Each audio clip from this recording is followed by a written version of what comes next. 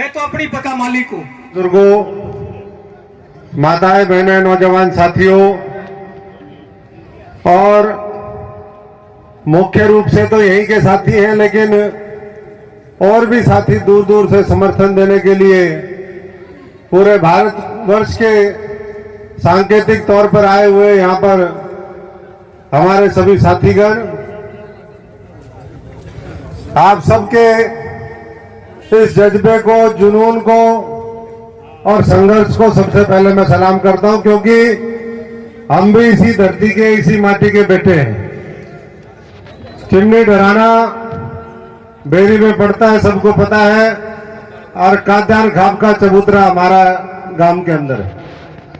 यहाँ सारी खापें हैं, गुलिया खाप है, धनखड़ खाप है, हमारे काद्यान खाप है, और सारी खापें जितनी भी हैं वो यहाँ पर रोज पिछले 35-40 दिन से उन्होंने इस बॉर्डर के ऊपर भी ये मोर्चा संभाला हुआ है। जैसे सीमाओं की रक्षा हमारे जवान करते हैं, वैसे ही इस माटी के वीर सपूत इस बॉर्डर की रक्षा करने में भी लगे हुए हैं कि अगर दिल्ली के चारों तरफ घेरा डाला है पड़ेगा। समाज में एक एक व्यक्ति की जो शक्ति है वो सही दिशा में लगेगी, लेकिन आज ये हमारी सही दिशा में शक्ति लग रही है क्या? यही हमारे खेतों में लग रही होती, यही हमारी फैक्ट्रियों में लग रही होती, यही भट्ठों पे लग रही होती, यही किसी और काम में लग रही होती। कई नौकरी पेशे करने वाले हैं, वो अपने जाकर के काम करते, तब देश तरक्की करता है। यहाँ धरनों पे बैठ के तरक्की नहीं होती। तो सरकार आज हमारे किसानों के प्रतिनिधि वहां पर बुलाए हुए हैं। उम्मीद तो हमें सबको रखनी चाहिए, क्योंकि उम्मीद नहीं होगी तो उम्मीद के सहारे कहते सब कुछ होता है। उम्मीद अपने को रखनी चाहिए, लेकिन उसके साथ साथ विश्वास ये सरकार खो चुकी है, सबको पता है। और इसीलिए मैं हमारे जो बड़े बुजुर्ग रहे और इस धरती से जिनका वास्ता था, रहबरे आजम चौधरी छोटू राम जी, उनकी पंक्ति को दोहराना चाहूंगा। उन्होंने कहा था कि ए भोले मानस दो बात जान ले, एक बोलना सीख ले और दूसरा दुश्मन को पहचान ले। अभी भी बोलना तो बहुत लोग सीखे हैं, इसमें मैं देख रहा था अभी, इसलिए मैंने कहा था गुलिया साहब, विनोद जी थोड़ा मेरे को बाद में बुलाना। मैंने कहा थोड़ा सा और भी लोगों की एक बार सुन लें, लेकिन दुश्मन को पहचानना नहीं सीखे अभी।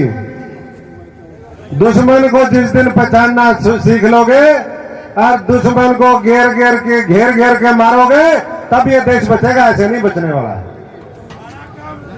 तो इसलिए मैं तो अभी सालावास में शहीद के होके आया हूं, जाखड़ साहब के यहाँ, परिवार की सुन के आए। बॉर्डर पे हमारा भाई वहां पर शहीद हो जाता है, 40 साल का लड़का, पूरी चौथी पीढ़ी फौज में। और इस सरकार की जो संवेदनशीलता, इसकी करुणा, इसकी दया कैसे खत्म हो गई है, वो उनकी सुनी हुई अभी आपको बता रहा हूं, क्योंकि वहीं से सीधा आया हूं। तो सारे उनके गांव के रिश्तेदारी, सारा गांव गुहान सारा इकट्ठा था, और बोले जी कल हमारा यहां पर शहीद का संस्कार किया हमने भाई का, और सारे प्रशासन को पता होते हुए, जो जिम्मेदार लोग हैं, जो नीचे के अधिकारी हैं, उन्होंने वो सारे आए। लेकिन जिस तरीके से सरकार के प्रतिनिधि आने चाहिए शहीद के संस्कार में, जिस तरीके से और बड़े अधिकारी डीसी एसपी आने चाहिए, वो कह रहे हैं हमें पता ही नहीं। अरे जब शहीद वहां पर बॉर्डर पे होता है, पूरी दुनिया को पता होता है, पूरे देश को पता होता है, और यहाँ के लोग कहते हैं कि हमें पता नहीं। सरकार भी कल को कह देगी हमें पता नहीं, तो भाई पता किसको है? कहां किस चीज का पता आप लोगों को? केवल मोदी की, अडानी की, अंबानी की, टाटा की, बिरला की, इनकी गुलामी करते रहोगे, ये पता है, और कुछ नहीं पता तुम्हें? ये सारे बनवा दिए इतने बड़े बड़े ये साइलोज, ये इतने बड़े बड़े वेयर हाउस, ये 10-10 हजार एकड़ जमीन इकट्ठी करवा दी इस अडानी अंबानी की, ये पता है क्या तुम लोगों को? तो इसलिए मैं तो सारे ये मोबाइल देखते होंगे आप, कोई राजनीति करने का विषय नहीं। मैंने बहुत छोटे उम्र में 16-17 साल का था तब राजनीति में आ गया था और 25-26 साल राजनीति में दे दिए हमने। मैं भी फौजी परिवार से संबंधित हूं और साधारण परिवार से हूं, जैसे किसान गरीब मजदूर के बेटे बेटियां यहां पर हैं उसी तरीके से। ये जो मोबाइल है, इस मोबाइल में कौन सा सर्किट किससे मिला हुआ है आपको पता है? किसी को पता है क्या? किसी को? ये हार्डवेयर इंजीनियर को पता होता है। ऐसे ही राजनीति भी है, देखने में कुछ है और अंदर कुछ है, बहुत बूढ़ी राजनीति। हम तो गलती से आ गए और मेरे को याद आती है, मेरा बाबू फौज में था। जब हमने राजनीति शुरू करी, मेरे को कहता भाई ये किस काम में लग गए हो, अपना काम ना है। तो मैं कहा जी ना ना, हमने तो गरीब की सेवा करनी, किसान मजदूर की लड़ाई लड़नी है, ये है और वो है। थोड़ी बहसबाजी हुई, बोला फिर करके देख ले। हमने करी, देखी, खूब समझा और पूरी दुनिया समझी।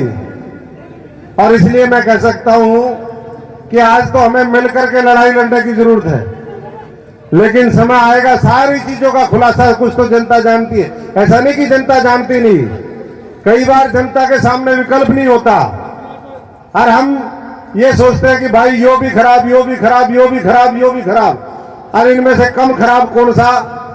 और कई बार छोटी छोटी बातों को लेकर के हम फिर जो है एक और खराब को चुन करके विधानसभा और संसद में बिठाने का काम कर देते हैं। इसलिए बहुत सोच समझ करके फैसला करें आने वाले समय में। आज ये लड़ाई मजबूती से लड़े। मैं तो इस बात का पक्षधर हूं, और भी साथियों से, हम पूर्व सांसद हैं, उनसे भी कह रहे हैं कि भाई पूरे देश के लोगों से, मैंने खुद भी बात करी बहुत से बड़े बड़े नेताओं से, कि आकर के इन धरनों का समर्थन करें, क्योंकि ये दो राज्य जो है ये बॉर्डर अभी संभाले हुए हैं, मोर्चा संभाले हुए हैं। हम तो उन परिवारों से, हम छोटे छोटे थे, सुनते थे मां मैं जाऊंगा फौज में, मैं दुश्मन की खोज में, और जासिमा पे पैरा दूंगा, देश रहेगा मौज में। हम तो देश को मौज में रखने, हमारी फैक्ट्रियों में लग रही होती, यही भट्ठों पे लग रही होती, यही किसी और काम में लग रही होती। कई नौकरी पेशे करने वाले हैं, वो अपने जाकर के काम करते, तब देश तरक्की करता है। यहां धरनों पे बैठ के तरक्की नहीं होती। तो सरकार आज हमारे किसानों के प्रतिनिधि वहां पर बुलाए हुए हैं, तो सीख लोगे और दुश्मन को घेर घेर के मारोगे, तब ये देश बचेगा, ऐसे नहीं बचने वाला है। तो इसलिए मैं तो अभी सालावास में शहीद के होके आया हूं, जाखड़ साहब के यहां परिवार की सुन के आए। बॉर्डर पर हमारा भाई वहां पर शहीद हो जाता है, 40 साल का लड़का, पूरी चौथी पीढ़ी फौज में। और इस सरकार की जो संवेदनशीलता, इसकी करुणा, इसकी दया कैसे खत्म होगी है, वो उनकी सुनी हुई अभी आपको बता रहा हूं, क्योंकि वहीं से सीधा आया हूं। वो सारे उनके गांव के रिश्तेदारी, सारा गांव गुहान सारा इकट्ठा था, और बोले जी कल हमारा यहां पर शहीद का संस्कार किया हमने भाई का, और सारे प्रशासन को पता होते हुए, जो जिम्मेदार लोग हैं, जो नहीं। तो इसलिए मैं तो सारे ये मोबाइल देखते होंगे आप, कोई राजनीति करने का विषय नहीं। मैंने बहुत छोटे उम्र में 16-17 साल का था तब राजनीति में आ गया था, और 25-26 साल राजनीति में दे दिए हमने। मैं भी फौजी परिवार से संबंधित हूं और साधारण परिवार से हूं, जैसे किसान गरीब मजदूर के बेटे बेटियां यहां पर हैं उसी तरीके से। ये जो मोबाइल है, इस मोबाइल में कौन सा सर्किट किससे मिला हुआ है आपको पता है? किसी को पता है क्या? किसी को? ये हार्डवेयर इंजीनियर को पता होता है। ऐसे ही राजनीति भी है, देखने में कुछ है और अंदर कुछ है, बहुत बूढ़ी राजनीति। हम तो गलती से आ गए और मेरे को याद आती है, मेरा बाबू फौज में था। जब हमने राजनीति शुरू करी, मेरे को कहता भाई ये किस काम में लग गए हो, अपना काम ना है। तो मैं कहा जी ना ना, हमने तो गरीब की सेवा करनी, किसान मजदूर की लड़ाई लड़नी है, ये है और वो है। थोड़ी बहसबाजी हुई, बोला फिर करके देख ले। हमने करी, देखी, खूब समझा और पूरी दुनिया समझी। और इसलिए मैं कह सकता हूं कि आज तो हमें मिलकर के लड़ाई लड़ने की जरूरत है, लेकिन समय आएगा सारी चीजों का खुलासा कुछ तो जनता जानती है। ऐसा नहीं कि जनता जानती नहीं, कई बार जनता के सामने विकल्प नहीं होता और हम ये सोचते हैं कि भाई यो भी खराब, यो भी खराब, यो भी खराब, यो भी खराब, और इनमें से कम खराब कौन सा।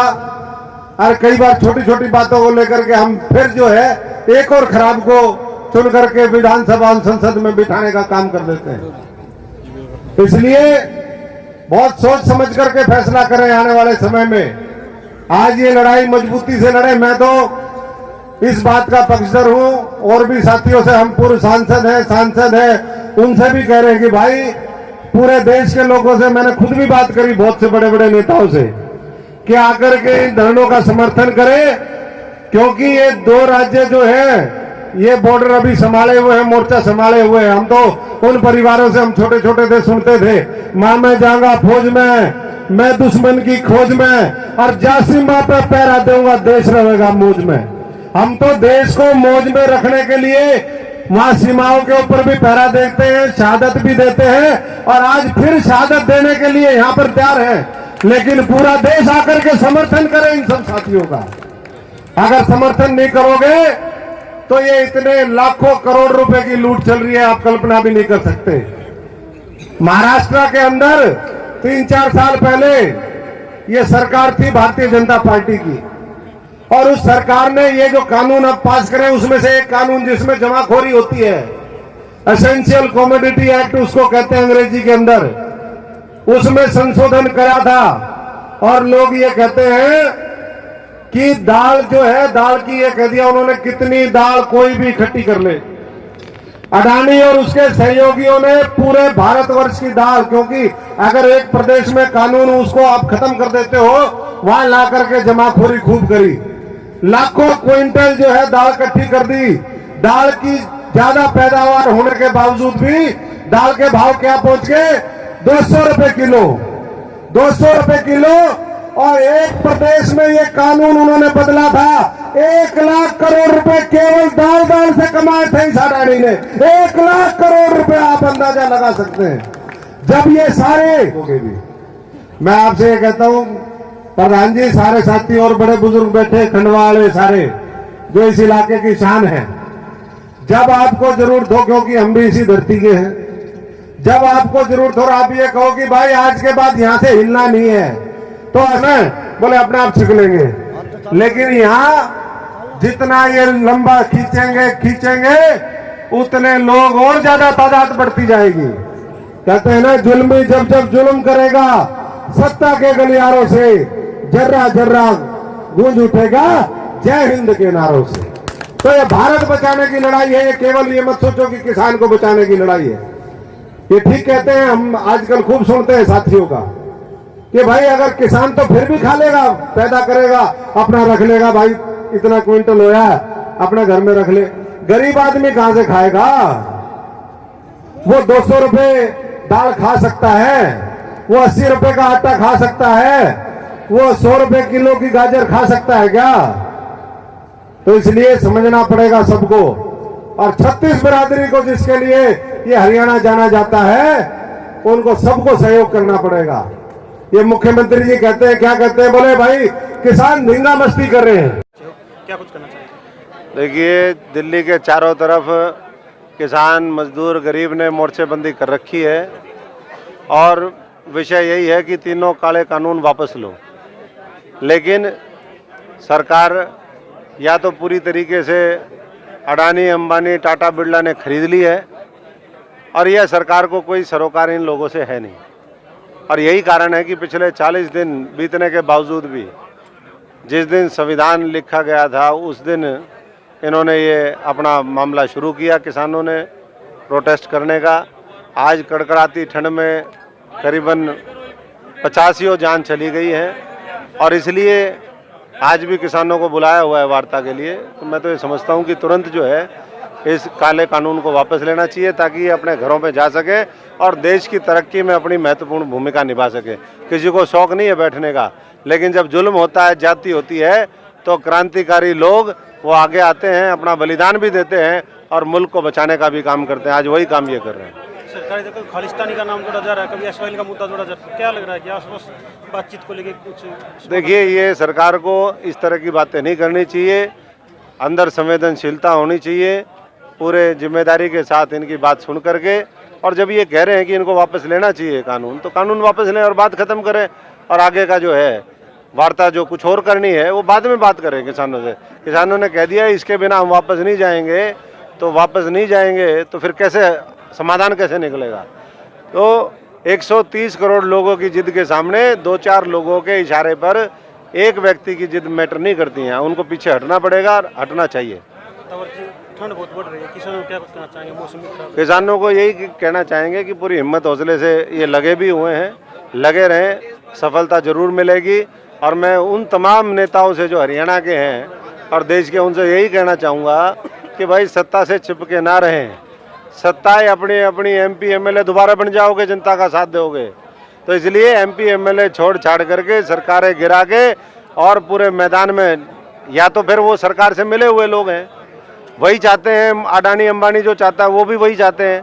अगर वो ऐसा नहीं चाहते हैं तो उनको वापस समर्थन लेना चाहिए और अपने अपने पदों से इस्तीफा दे करके चारों तरफ बॉर्डरों के चुने हुए प्रतिनिधियों को, हरियाणा के भी और पूरे देश के लोगों को आकर के बैठना चाहिए। किसानों की वाली रणनीति गणतंत्र दिवस को लेके है, ट्रैक्टर रैली निकालेंगे वहाँ से। ट्रैक्टर रैली भी निकालेंगे भाई, अरे इनका दौरा तोप हो तो तोप रैली भी निकालेंगे, अरे भाई रॉकेट लॉन्चर हो तो रॉकेट लॉन्चर भी निकालेंगे। सारी चीजें क्रांतिकारी और क्या होते हैं।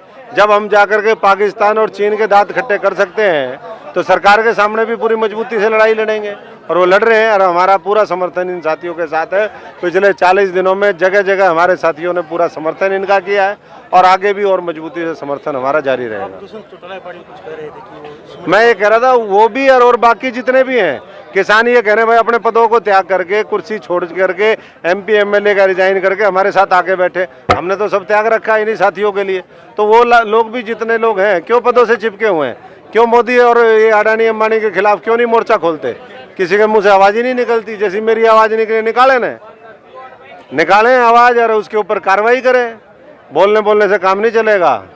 अब आर पार की लड़ाई, और इस आर पार की लड़ाई में इन लोगों का साथ दें, किसान मजदूर गरीब का साथ दें, और नहीं तो जो है ये पूंजीवादी ताकतें बहुत हावी हो जाएंगी। नूरा कुश्ती में ये देखो आज देश बचाने की लड़ाई है। राजनीति तो बहुत छोटी चीज है, 25 साल यही तो किया, 25 साल यही किया, और आगे जब जरूरत होगी इनके लिए फिर खड़े हैं। आज देश